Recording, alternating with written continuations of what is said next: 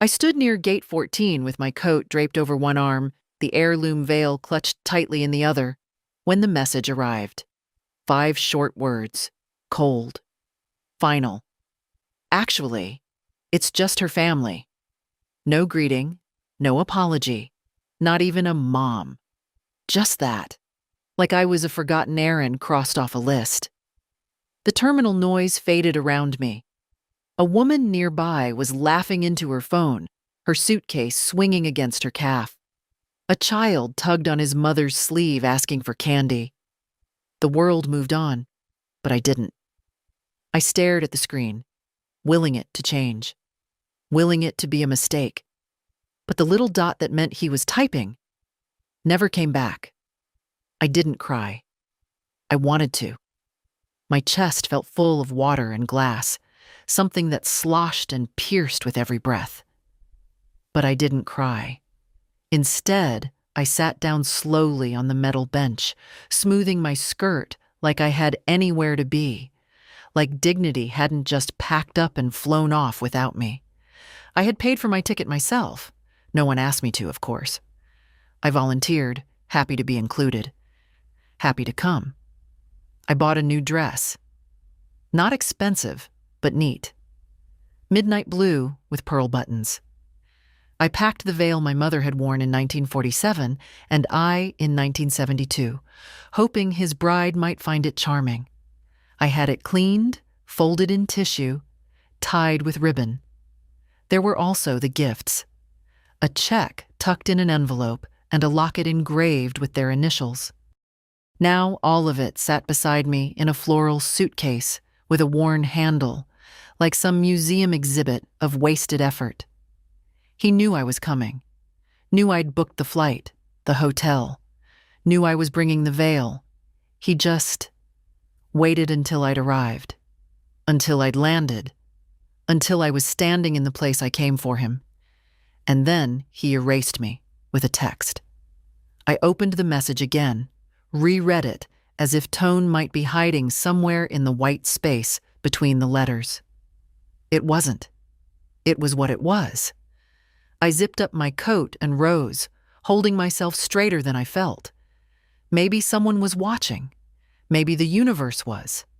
And I was not about to let it see me crumble. The taxi line was short. The driver, a young man with tattoos curling out from under his sleeves, barely looked up when I gave him the name of a hotel I'd picked because it looked clean and quiet. He asked if I was in town for the wedding. I smiled tightly. Not anymore, I said. The ride was silent after that.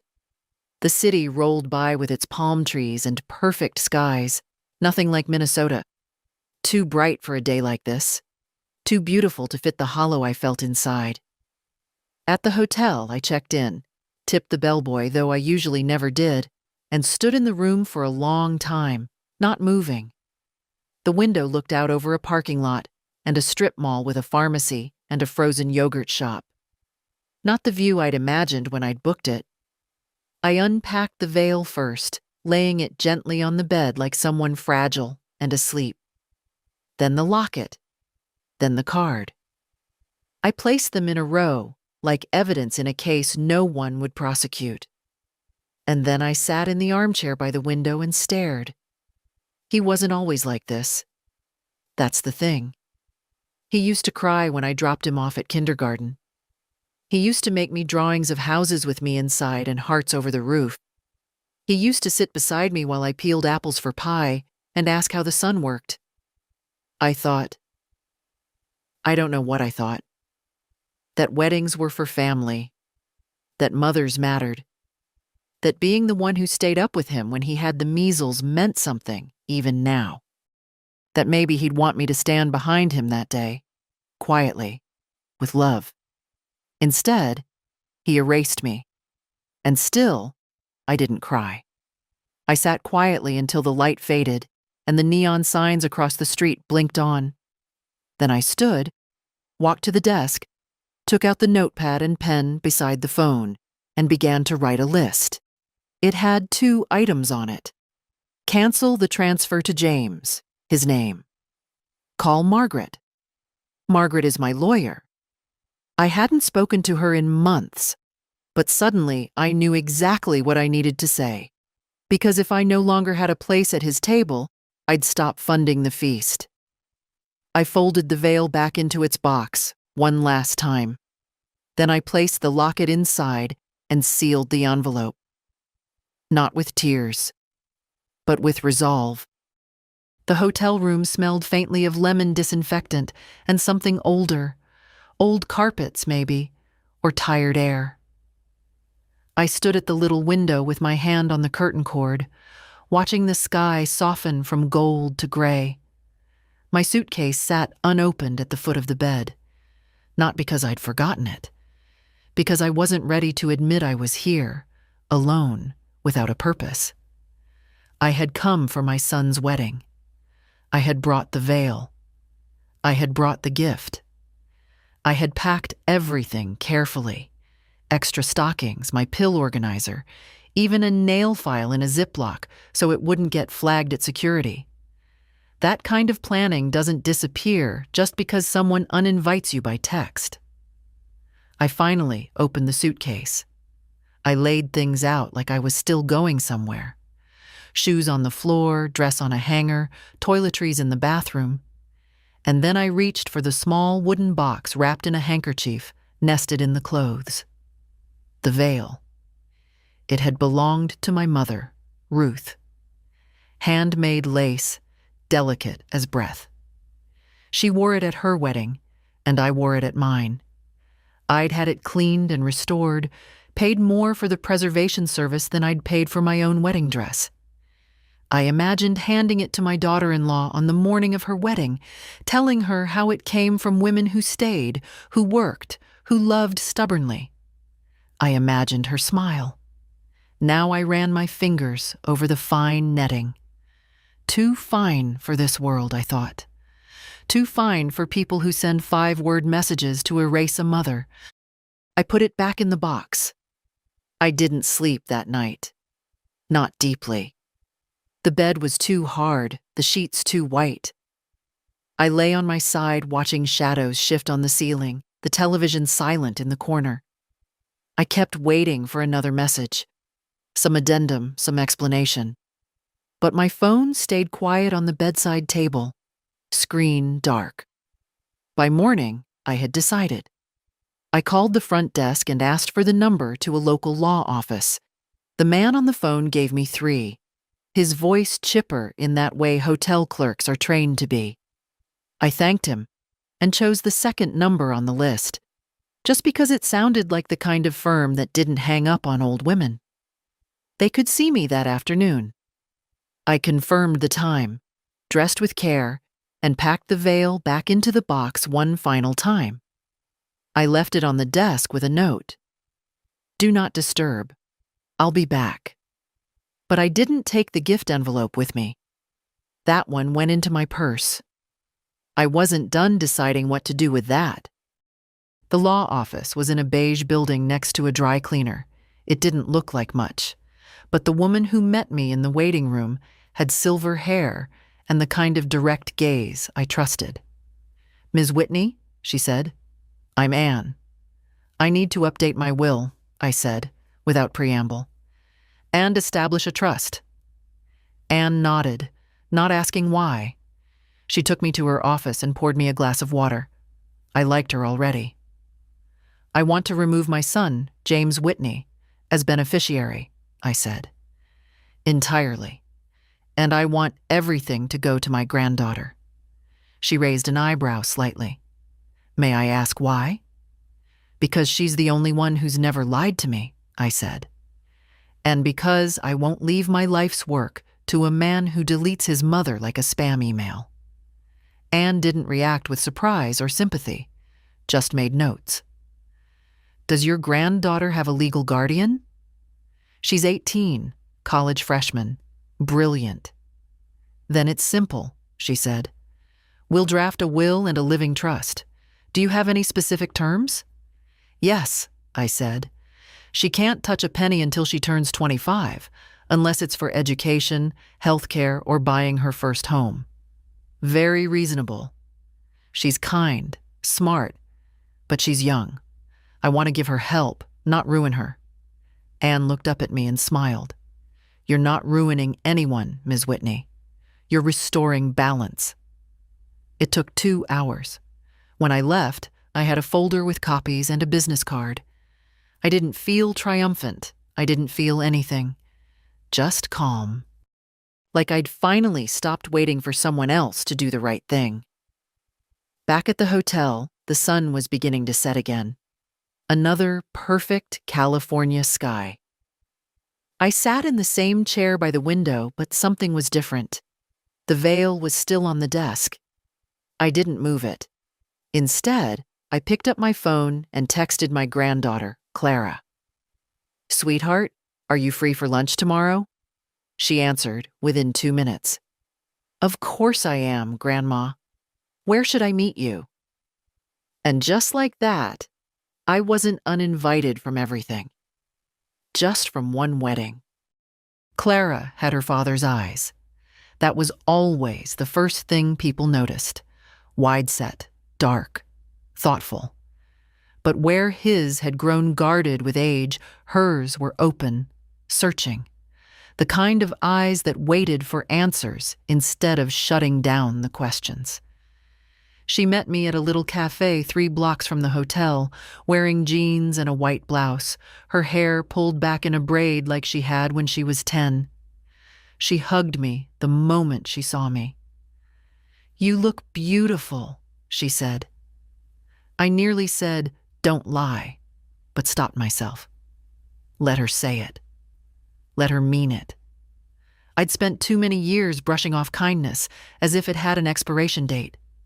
We ordered sandwiches and iced tea, and then she leaned forward and asked quietly, Grandma, what happened? I took a long sip of tea. Your father decided I wasn't invited, that's all. Her brows knit. But he said you weren't feeling well, that you might not fly. I smiled sadly. Did he? That's generous of him. She looked down, fiddling with her straw wrapper. He didn't say much, actually. Just that the wedding was small, that it would be mostly her family. Well, that part's true, I said. It was all her family. By design. She looked up, face tight, with something between worry and shame. He shouldn't have done that. No, I said softly. He shouldn't have. I didn't tell her how it felt in the airport, how my knees went a little weak reading that text. I didn't describe the silence in the room, the weight of the heirloom veil still folded in its box. Some things weren't meant for grandchildren to carry. Can I ask you something? Clara said. What happened between you two? You and Dad? I leaned back, the question sinking deep. What happened? As if it were one thing, a single moment, a clean fracture. But it wasn't. It was 1,000 small things, over years, like standing in the ocean and slowly realizing the tide is pulling you out. He changed, I said finally. College changed him. Or maybe life did. I don't blame him for growing. I blame him for turning his back. Clara didn't speak.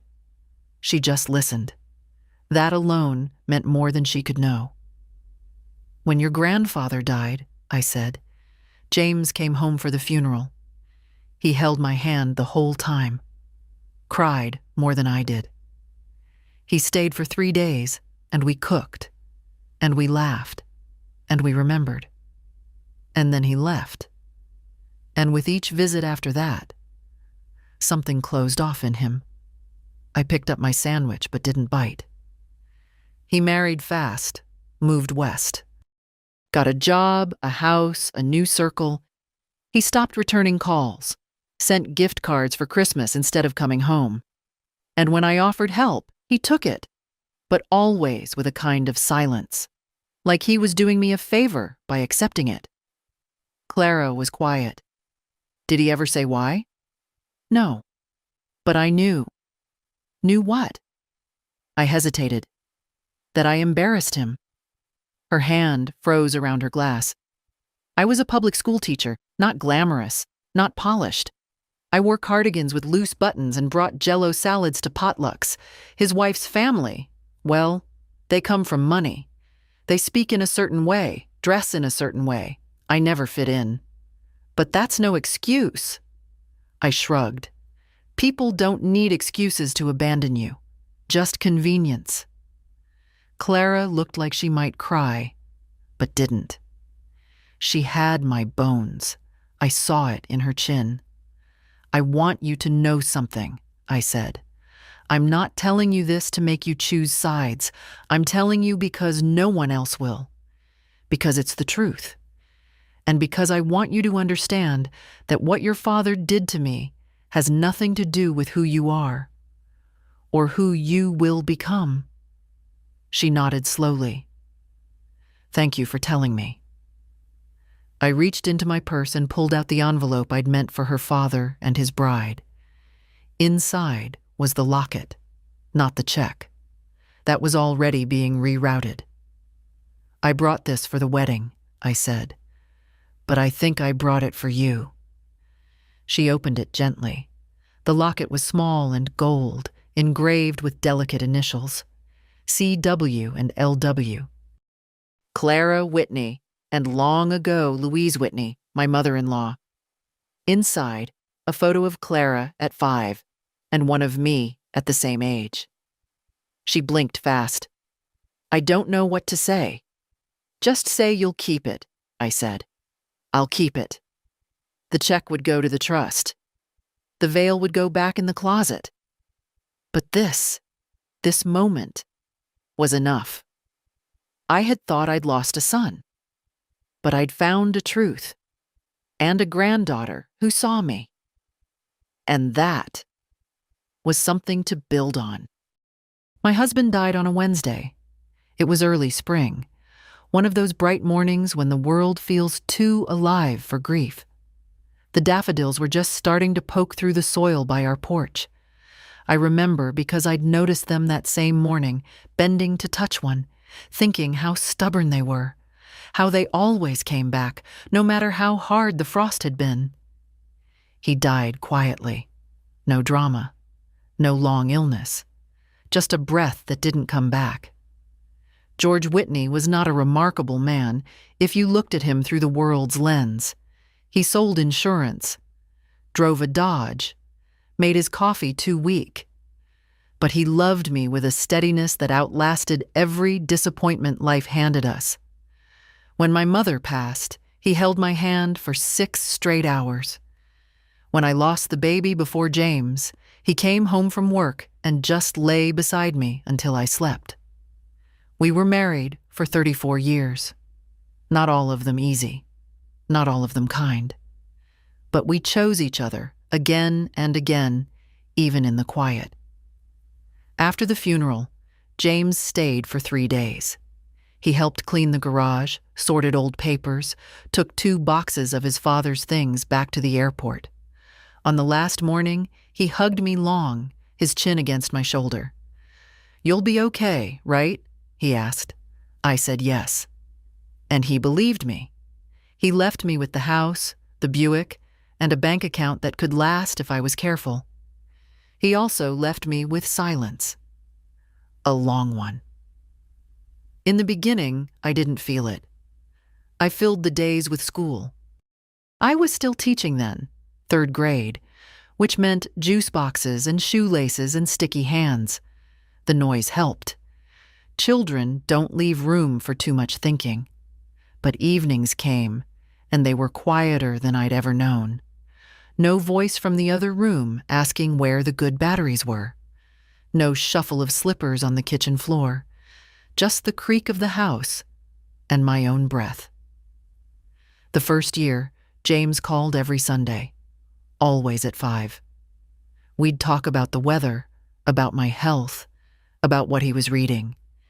Then it became every other Sunday. Then once a month. Then only when he needed something. There were excuses, of course. Work, travel, the baby. His wife wasn't big on phone calls, he said. She liked structure. She liked space. I gave him space. enough to lose a continent between us. He never said it outright, but I could feel it in the way he hesitated before introducing me to new people. "This is my mom," followed by a pause, a shift of tone. I wasn't elegant enough. My hands were worn. My laugh too loud. I started sending gift cards for Christmas, just to match the tone. I thought it might make things easier. He never complained. But the cards never came with calls. People talk about the loneliness of widowhood like it's something that happens all at once, like a blow to the chest. But for me, it came gradually. After the casseroles stopped. After the neighbors stopped dropping in. After James stopped saying, "Love you," at the end of our calls. It settled in like dust. I never remarried. Never wanted to. George had been the kind of man you only get once. Not flashy, but real. Present. He used to say, "Some men try to be heroes. I'll settle for coming home." And he always did. Right up until he didn't. There were nights, especially in the second year, when I'd wake up and talk to him anyway. Just soft words into the dark. Telling him what James had said, what Clara had drawn, how the furnace was making a new noise. I knew it was silly. But it helped. I think he would have been angry. Not at James exactly, but at how easily a son can forget who taught him to tie his shoes, who cleaned up his throw-up at midnight, who ran after his bike, cheering the first time the training wheels came off. George would have said, "Mary, don't let him treat you like this."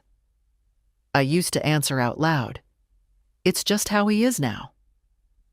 But now, I don't know.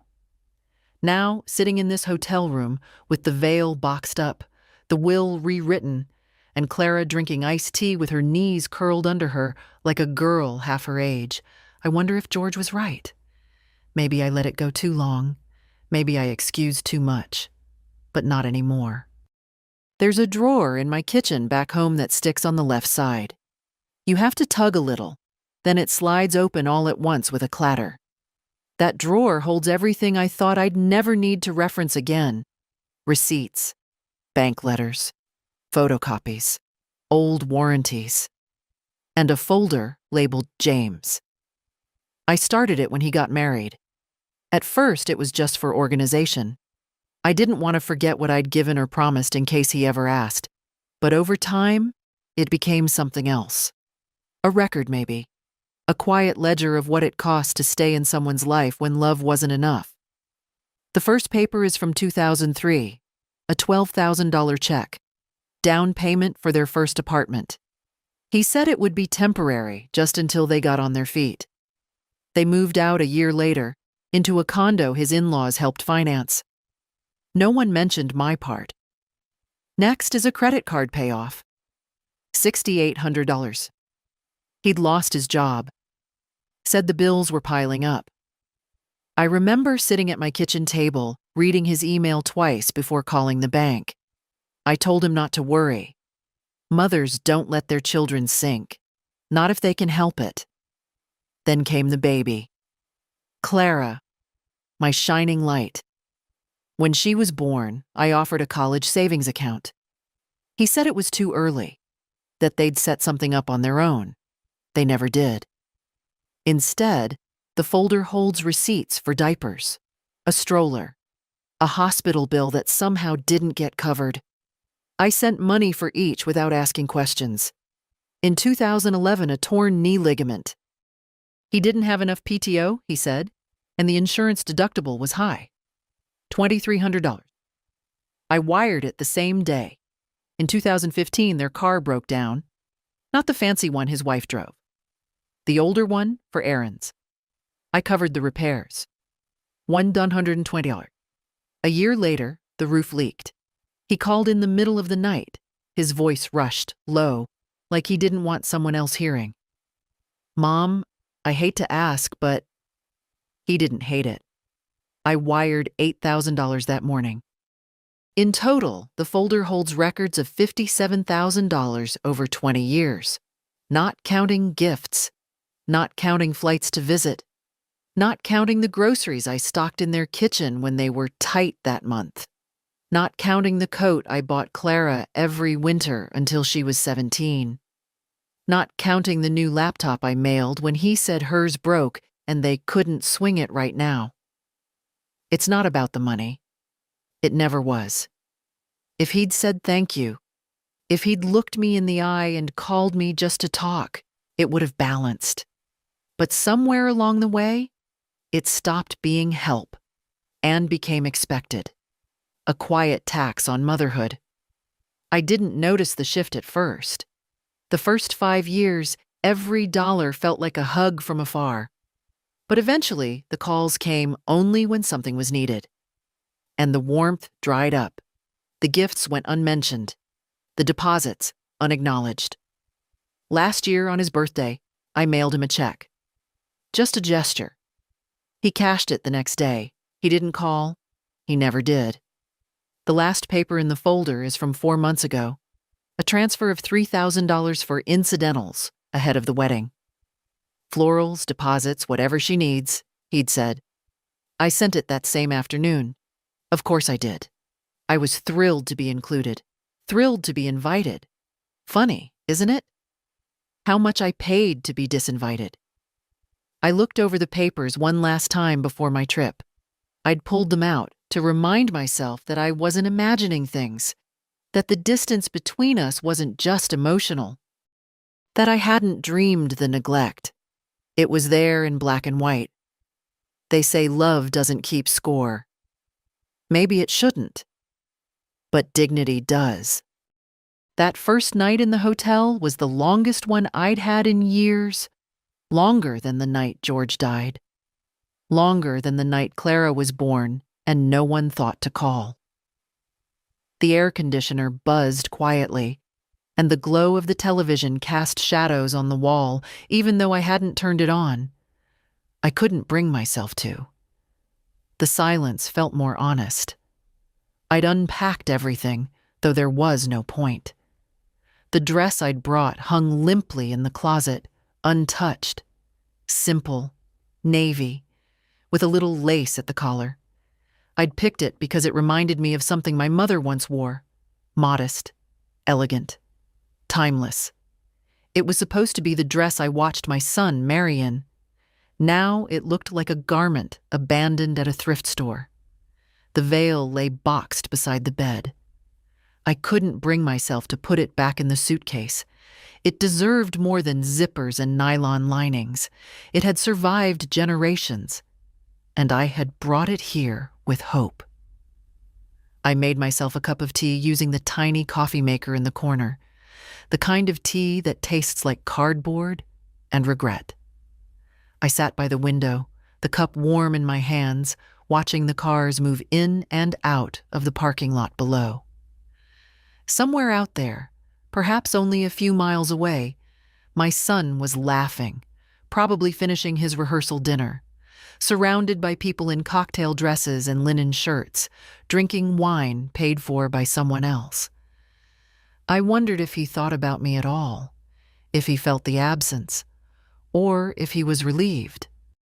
That was the cruelest part, not the exclusion itself, but the possibility that it hadn't even hurt him to do it.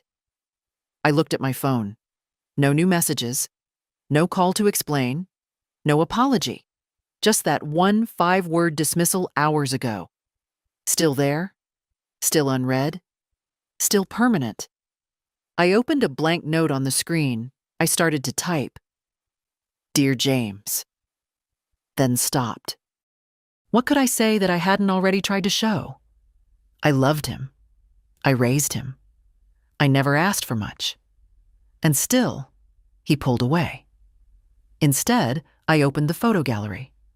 Scrolled through old pictures.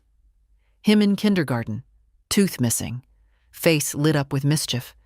Him at 12, in a scout uniform, saluting crookedly. Him holding Clara in the hospital, pride and fear warring on his young face.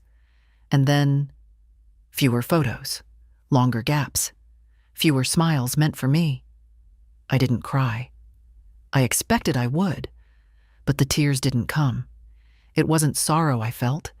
It was something deeper, heavier, a kind of quiet realization that maybe this wasn't a sudden cruelty, but the final confirmation of a slow departure. And then something happened.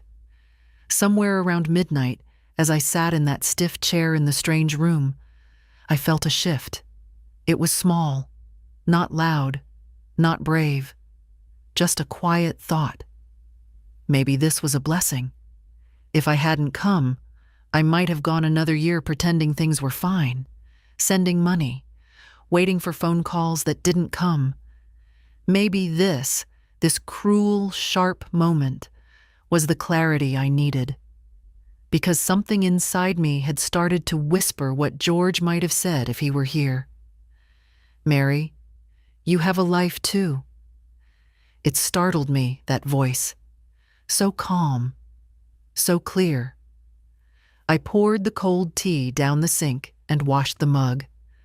I pulled the extra blanket out of the closet and folded it neatly at the foot of the bed. I brushed my teeth, changed into my nightgown, and smoothed out the comforter with both hands like I used to at home. And then I crawled into bed alone, not because I was forgotten, but because I had remembered something. I belonged to myself. I always had. And if no one else would honor that, then I would. Clara called me the next morning. I was sitting by the window again, coffee in hand this time, trying to work up the appetite for the complimentary breakfast I knew I wouldn't touch. The phone buzzed gently against the table, and when I saw her name, something inside me softened. At least someone still thought of me first thing in the morning. "Grandma," she said, her voice tight. "I just heard. Dad didn't invite you?" I closed my eyes for a moment. "No, sweetheart.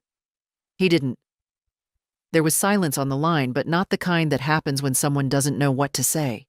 It was the kind that fills with disbelief, with anger. I knew that silence. I'd lived inside it for years. I don't understand," she said finally. "He told me it was just going to be a small ceremony, family only. I assumed you were flying in early. I thought you were part of that." "I was," I said gently. "In my mind, I was." "Why didn't you say anything yesterday at lunch?" she asked. "Why didn't you tell me?" I took a breath. Because I didn't want our time together to become about him. I wanted to see you. Just you. I could hear her shifting, pacing maybe. She was like that, even as a child. Always needed to move when something didn't sit right. He never even mentioned it, not once. How could he? "Because it was easier for him to lie than to look me in the eye," I said. "And because he didn't think anyone would ask questions." "Well, he was wrong," she snapped. "I'm asking. I'm going to ask him right now." "No, Clara." She stopped. I could feel it. "No?" she echoed. "This isn't yours to fix," I said. "It's not your battle. It's mine. And I've already decided how to handle it."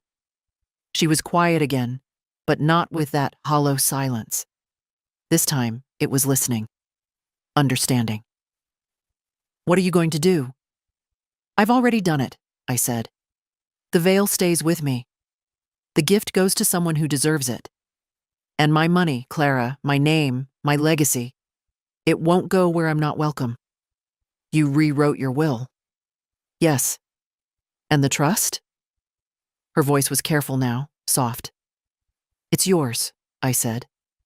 "Not because you asked, not because you're blood, but because you've never treated me like a burden."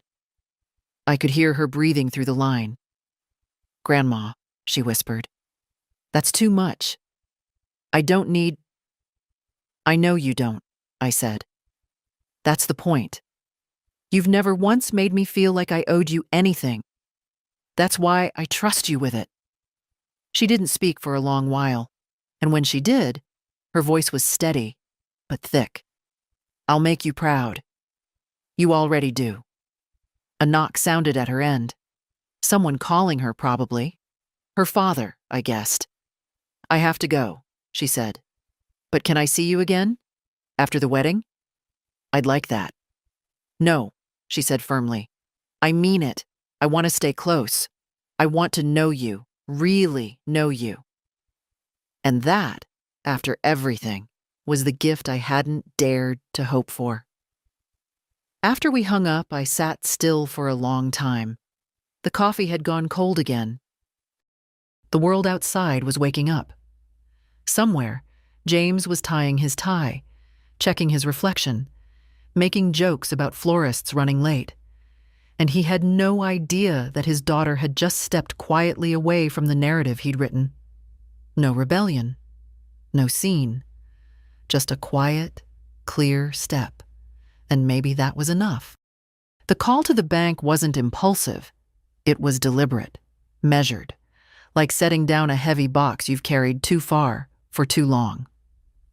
I waited until mid-afternoon when I knew the lines would be quieter. I'd checked the time difference. Minnesota was 2 hours ahead, and dialed the number printed on the back of my debit card. Not the mobile app, not the website. I wanted to speak to a person. I wanted to hear it said aloud. "Thank you for calling Northern Prairie Bank," the woman chirped. "This is Rachel. How can I assist you today?" "My name is Mary Whitney," I said. "I need to review and cancel all scheduled external transfers from my accounts, and I want to revoke a linked authorization." There was a short pause. I could hear her typing. "Certainly, Mrs. Whitney. I'll just need to verify a few details before we begin." I answered her questions without hesitation. Birth date. Last 4 digits. My childhood pet's name. Samson. A Labrador, loyal to the end. Unlike some. Once I was verified, her tone shifted slightly, more respectful. "I see there are currently 3 scheduled recurring transfers. One to a James Whitney, monthly, for $850. One quarterly for $2,000 labeled household support, and one annual disbursement of $5,000 set for next month. I want them all canceled," I said. "Permanently?" "Yes, and I'd like to revoke any access he has to view or request changes to my account." Rachel hesitated. "He's listed as a secondary contact on your online banking, with permissions to initiate but not finalize transfers. We can remove that access immediately." "Do it." She typed again. "Done. May I ask, just for our records, should we mark this as fraud, family reassignment, or personal change of circumstances?" "Call it clarity," I said. Silence. Then quietly, "Understood." I asked her to email me the updated confirmation, and she did so within minutes. I read every line, every canceled dollar, every severed link. There it was. Tangible. Real. For 20 years, I had subsidized his life like a silent investor in a company that never listed me on the board. Rent, bills, emergencies that turned into patterns. I did it because I was his mother, because I thought that's what love meant. But it's not love when only one person shows up. It's not family when the calls come only with conditions. And I'm not an ATM. That night, I took out the folder labeled James from my suitcase. I had packed it on instinct, not knowing if I'd need it. Now, I opened it one last time. Each sheet felt heavier now. Not because of the money, but because of the silence that had followed each transaction. No thank you. No calls. Just quiet withdrawals. I stacked the papers neatly, placed them back in the folder, and slid it to the bottom of my suitcase. I would shred them when I got home. A new ritual. Not one of erasure, but of release. In the silence of the hotel room, I lay back on the bed, hands folded over my stomach. I didn't feel angry. I didn't feel bitter. I felt clean. The kind of clean that comes after you finally speak the truth out loud. Maybe James would call when he noticed. Maybe not. But for once, I wouldn't be waiting. The next morning, I walked. Not because I had somewhere to be, not because anyone expected me, but because the air felt good on my skin and I needed to remember what it meant to move without purpose, just for the sake of feeling alive. The hotel was near a small downtown square, the kind with benches and old trees that had survived half a dozen sidewalk renovations. I passed a bookstore with a wooden sign that creaked gently in the breeze. A woman my age was arranging paperbacks in the window, humming to herself. Across the street, a little boy tugged at his father's hand, pointing at something in the bakery window. The father bent down, nodded, laughed. They walked in together. I stood watching them longer than I meant to. Years ago, that had been me and James. A cold day in Minneapolis, a coffee shop on Hennepin Avenue. He was 4, wanted a cinnamon roll bigger than his face. I said no. He pouted. I caved. He licked the frosting first, and we both laughed when it stuck to his nose.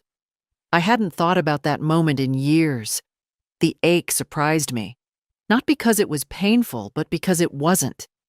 It was warm, a good memory. Untainted. There were so many of them, scattered like pennies I'd forgotten I'd dropped. We'd had good years, before college, before pride, before the world started measuring people by polish and pocketbook. Maybe that was the hardest part, knowing the love had been real once, that it had eroded not because of hate, but because of distance and neglect. Like a house left unattended, until the roof buckles and no one remembers how to fix it. I turned down a side street with blooming jacarandas. Their petals fell like violet confetti on the sidewalk. I picked one up, held it between my fingers. So fragile, so persistent. I passed a bridal shop. The mannequins wore gowns heavy with beading and illusion sleeves. In the center, a young woman in a pale green dress was adjusting the train of another, pinning the back. I watched through the glass. She wasn't my daughter-in-law, and that wasn't my veil. But for a moment, I let myself pretend. In another world, maybe I had helped her pick it. Maybe I'd sat in a chair in that same shop, clasping my hands in my lap, blinking back tears as she turned toward the mirror. Maybe she'd reached for me. Maybe she'd said, "Thank you for raising him." But we don't get to live in the maybes. We live in the day after. And in that day, I walked on. A bench under a tree called to me, and I sat down. Birds darted between branches overhead. A little girl ran by with a helium balloon, her grandfather trailing behind. He smiled at me. The kind of smile older people share with each other without needing names. A quiet, "I see you." I saw him too. The wind picked up a little, carrying the scent of bread from the bakery. My stomach growled, finally catching up to my freedom. I stood, dusted off my coat, and walked back toward town. I stopped in that bakery, bought a cinnamon roll. I told the woman behind the counter, "Make sure it's got too much frosting." She laughed. Back in the square, I sat again and ate slowly, tearing off pieces, watching the world pass by. No one knew me here. No one expected anything. And yet, for the first time in days, maybe years, I felt more seen than I had at any family gathering. Sometimes dignity doesn't come with grand statements or door-slamming ultimatums. Sometimes it's a woman eating a cinnamon roll on a bench, savoring her own company, while her bank account breathes free and her heart finally beats without apology. The law office was quiet, tucked above a real estate agency in a 2-story building with green trim and peeling paint. No reception desk, just a brass plaque on the door. Chambers and Reed, attorneys at law. The kind of place that didn't waste money on appearance, and I liked that. Anne opened the door herself. She wore the same navy blazer, the same composed expression. She offered me a seat and poured water into a thick glass. I didn't need it. I wasn't here to soften anything.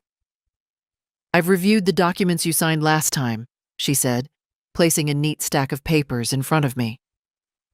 "We've removed your son as a beneficiary and added your granddaughter as the sole recipient of the living trust and estate." I nodded. "Good."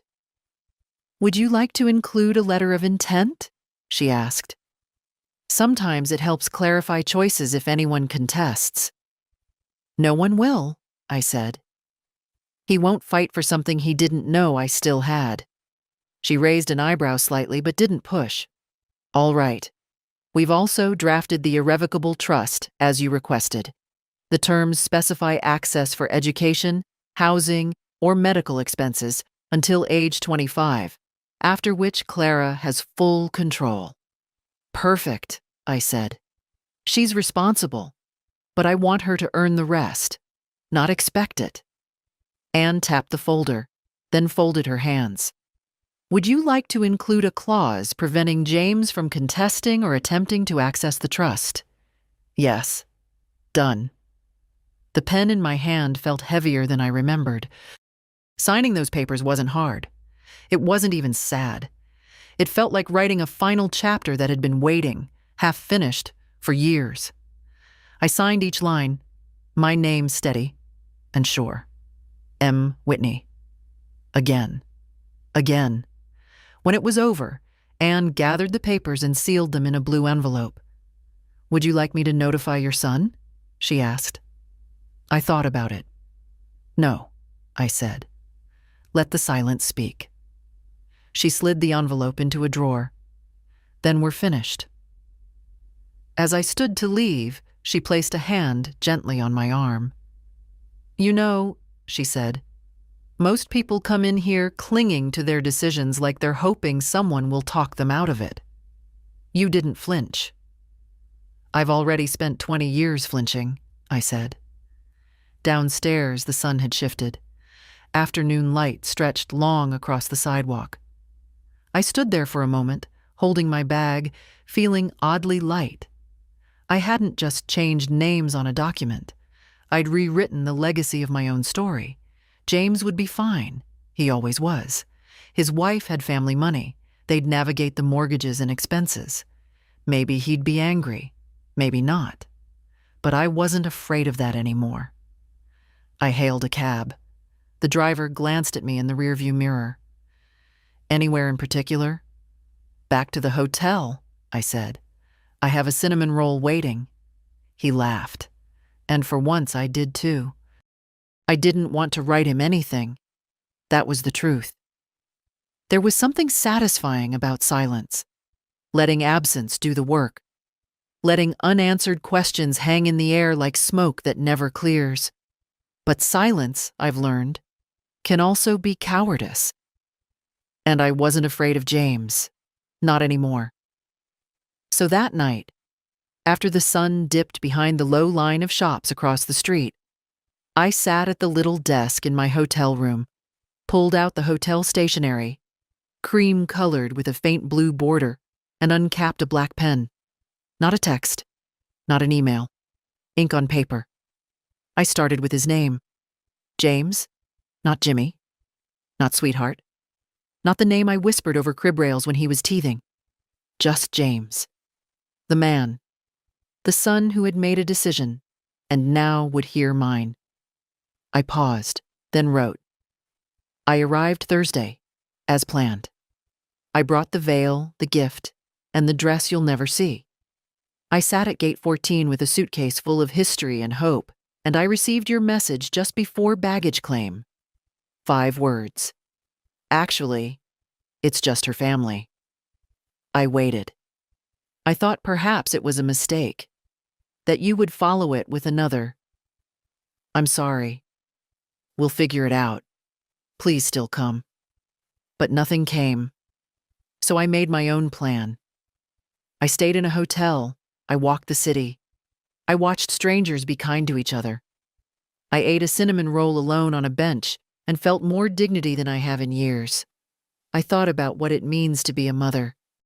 I thought about what I gave you, my time, my body, my money, my stories. I remembered staying up all night with you during fevers, making birthday cakes shaped like dinosaurs, driving to spelling bees and soccer games and piano lessons. You were never unloved. You were never unsupported.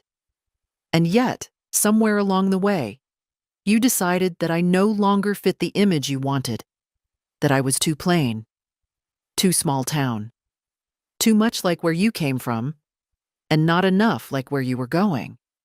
I don't begrudge you your success. I wanted you to have everything. But I never expected that in giving you that freedom, I would lose my place in your life entirely. I wasn't angry when you sent the message. I was empty. And then surprisingly, I felt relieved. Because finally, I had permission to stop waiting, to stop sending checks and quiet love and photos that went unreturned, to stop wondering what I had done wrong. It wasn't what I did. It's what you chose. You chose not to invite your mother to your wedding. Not out of cruelty, perhaps, but out of discomfort. You didn't want to explain me. You didn't want to fold me into your curated life. So I will not be folded. Instead, I've opened something new. I've canceled all future transfers and removed your access to my accounts. I've rewritten my will. Clara is now the sole beneficiary of my estate. Not because I want to punish you, but because she has never pretended I don't exist. She met me at a cafe and asked what happened. She listened. She stayed. She cared. You used to be that boy. Maybe one day you'll want to find him again.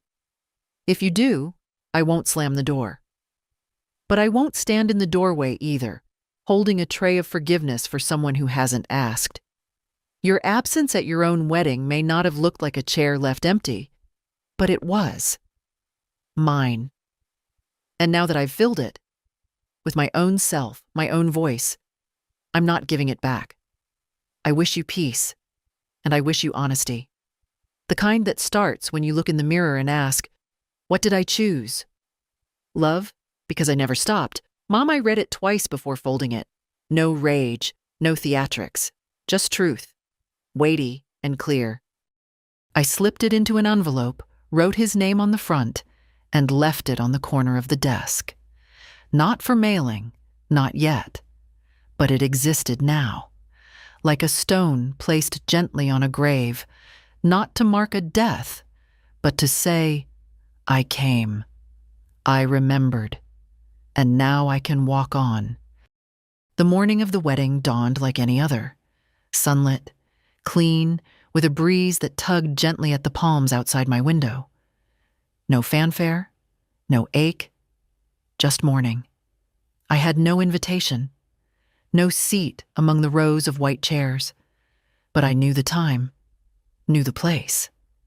Clara had mentioned it once without realizing what she was giving away.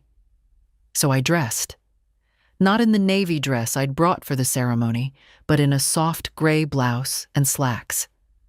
Comfortable, clean, appropriate for sitting in a garden, watching life go on without needing to be part of it. I took a taxi. The venue was a private estate on a hill, the kind of place that photographs well. Stone pathways, arched hedges, pale roses blooming too perfectly to be real. The gates were open, guests filtering in, all pastels and linen and laughter. I didn't go inside. There was a bench across the street, shaded by an old jacaranda tree. I sat there, veil in my bag, hands folded, quiet, not hiding. Just witnessing. A man parked a golf cart near the entrance. Two women in matching silk dresses adjusted each other's hair. A young couple posed for a selfie beside the ivy-covered arch. I could hear the distant murmur of music warming up. Strings, soft and pleasant. I watched them arrive, each one oblivious to the woman across the street who'd paid for more than one of their champagne flutes. I saw James, too. He stepped out of a black car, tall and polished, laughing at something the best man said. His tuxedo fit him perfectly. His hair was combed the way I used to do when he was 5, parted to the side, smoothed with a little water. He didn't look toward the street, didn't glance back, as if the world behind him had never existed. I wasn't angry. I thought I might be. That seeing him in his final act of exclusion might break something in me. But all I felt was distance, the kind that doesn't hurt anymore. A woman in a pearl pink gown approached him. The bride, I assumed. Her smile was radiant, practiced. She looped her arm through his and said something I couldn't hear. He nodded. They walked toward the archway, guests rising, and I stayed on my bench, invisible and whole. Somewhere inside, vows were being exchanged, promises made, toasts prepared. I hoped it would be a kind marriage. I hoped they'd find something lasting. But I wasn't part of that story. Not anymore. The ceremony lasted 22 minutes. I know because I counted. Birds came and went. A dog barked in the distance. Someone spilled what looked like white wine on their shoes. And then the applause came, loud and cheerful. People filtered back down the walk. Music picked up. Cameras clicked. James posed with his in-laws, with friends, with the officiant. Not with me. Never again with me. I stood up then, quietly, smoothing my shirt, brushing a few petals from my lap. I didn't feel bitter. I felt untethered. There's something powerful about seeing a moment you were excluded from and realizing you survived it. I turned away from the estate, walked back toward the city, past shops, past the cafe where Clara and I had met, past strangers who smiled at me like I belonged. And I did. Because sometimes, family isn't who invites you to a wedding. It's who meets you the next day for breakfast, just to hear how you slept. Clara met me the next morning. She didn't wear makeup. Her hair was in a loose bun, and she looked tired in a way that had nothing to do with sleep. But when she saw me, she smiled. Not politely, not out of guilt, but with something quieter. Relief, maybe, or recognition. We sat outside a small cafe near the park, the same one where we'd met before, though we didn't mention it. She ordered tea. I asked for coffee, strong. For a while, we just sat. The hum of morning life moved around us, dishes clinking, bikes rolling past, someone's dog yipping at pigeons. How was it? I asked gently. She blinked. Strange. How so? It all looked beautiful. Perfect, really, but it felt thin. I nodded, letting her find her words. No one mentioned you, she said. Not once. I kept waiting for it. For someone to say, too bad Mary couldn't be here, or even just ask where you were. But they didn't. That doesn't surprise me. She bit her lip. I wanted to say something. I almost did, during the toasts. But I didn't want to make it about me, or you, or anything. You did the right thing, I said. No, I don't think I did. I just did the easy thing. I looked at her carefully. Her eyes were red-rimmed, but steady. That Whitney steadiness. It skipped her father but came through in her. You're not responsible for my pain, Clara. I know, she said. But I still felt it. She pulled something from her bag. A folded napkin. Inside was the locket. She laid it on the table between us but didn't push it toward me. I brought it with me yesterday. I kept it in my dress pocket the whole time. That's not a pocket piece. I know, she smiled, but it felt right, like I was carrying you with me. I touched the locket gently, then slid it back toward her. It's yours, I said. Not just to keep, to wear, to carry forward. She looked down at her tea. I think Dad knows I'm upset. He tried to joke with me last night, but I barely answered. You don't have to choose. But I already have, she said quietly. Not sides, just truth. I know who's honest with me. I know who sees me. I felt something shift in me then, not triumph, not victory, just healing, like a door long swollen shut, finally creaking open. I wish I could promise it won't get harder, I said. But it might. The older you get, the more people will ask you to pretend things are fine that aren't. She nodded slowly. You're the only one who's ever said that out loud. I reached across the table and held her hand. You don't owe anyone silence. She squeezed back. Neither do you. We sat like that until the sun got too warm on our shoulders, until the tea cooled, until the waitress came by and smiled, saying, You two look alike. And for the first time in years, I believed it was a compliment.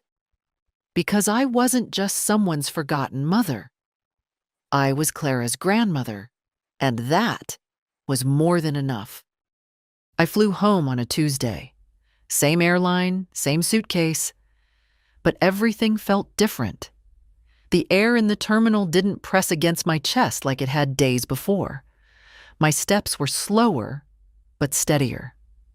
I wasn't leaving anything behind. Not really. I was taking something with me, something I hadn't known I'd needed, the end of pretending. The flight was quiet, a few businessmen scrolling through slides, a couple with a toddler between them, dozing against each other's shoulders. I read a book I didn't finish, stared out the window, ordered tomato juice just to taste something real. The Minneapolis sky was soft and low when we landed, not dramatic, not cold, just honest, the kind of gray that asks nothing of you. A cab took me home. The driver didn't speak much, and I didn't fill the silence. The streets looked exactly as I'd left them. That was a comfort, not a disappointment. When I stepped through my door, the familiar creak greeted me like an old friend. The house smelled faintly of dust and lavender cleaner. Nothing had changed. And yet, everything had. I set my suitcase down gently and walked through each room like I was seeing it new. The kitchen, with its chipped tile. The living room, where George's chair still sat beneath the reading lamp. The bedroom, where the photo of him and James as a toddler still rested on the nightstand. I didn't touch it. Didn't turn it down. I just let it be what it was. A moment caught in time, not erased by what came after. I made myself tea. Not hotel tea. My tea. Chamomile and mint, with a spoonful of honey and the mug that said, World's Okayest Mom. A joke gift from Clara when she was 12. I sat in my chair by the window and watched the late afternoon light settle on the porch. The daffodils had opened fully now, yellow and defiant. I didn't cry. I thought maybe I would. That coming home would unlock the tears I hadn't allowed, but instead, I felt calm, clean. The way a room feels after you've finally pulled the old rug and seen the floor beneath it. Later, I went to the drawer. The one that sticks on the left. I opened it, pulled out the folder marked James. I sat at the table, turning each page over one last time. Receipts, transfers, notes.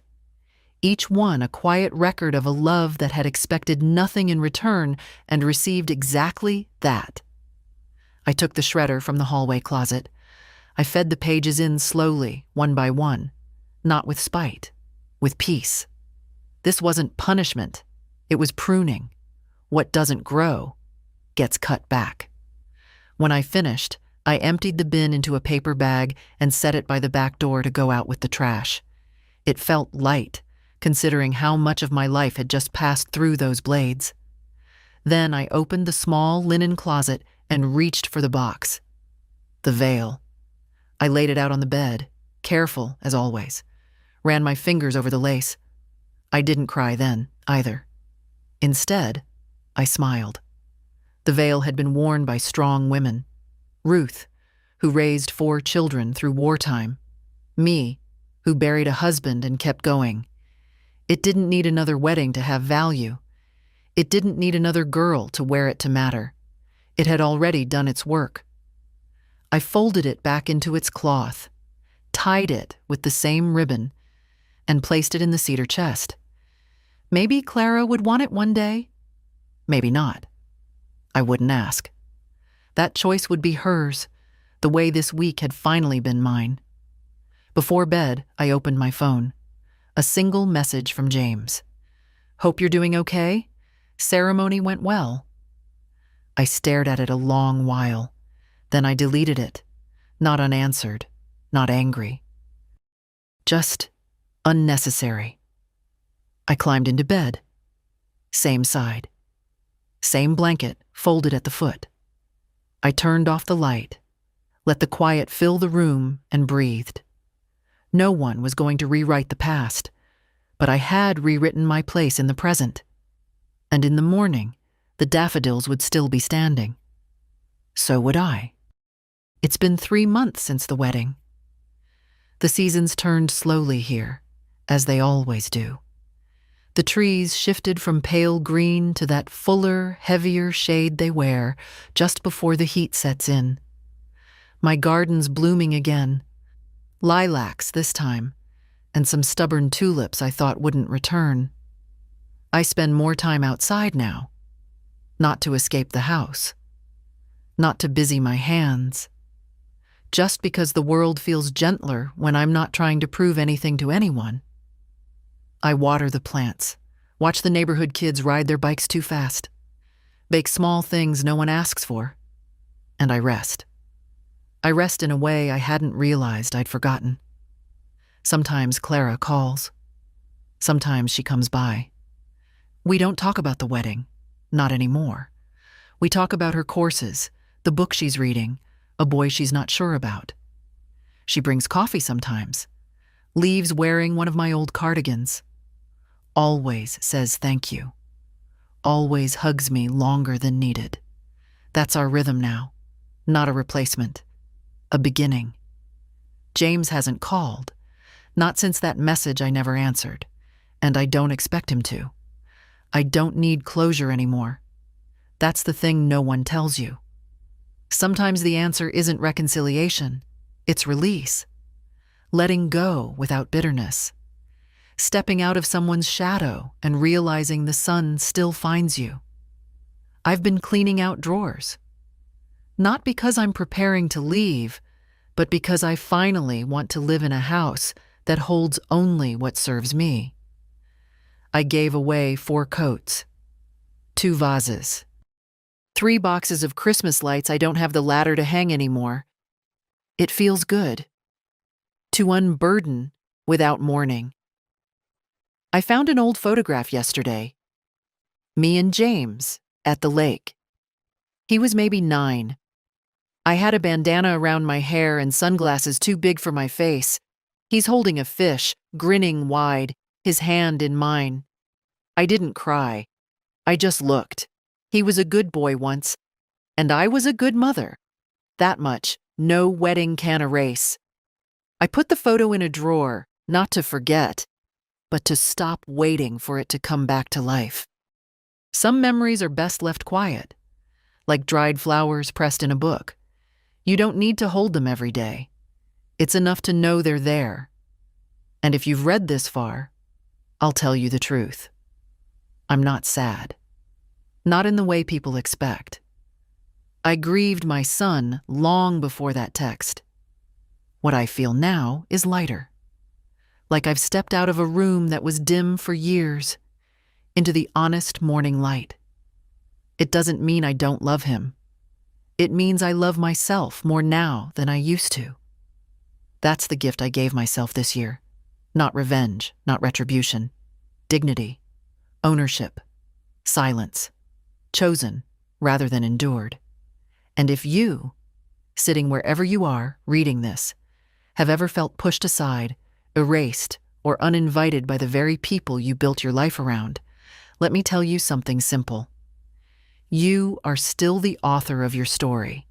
They don't get to write your ending just because they stopped reading halfway through. Stand up.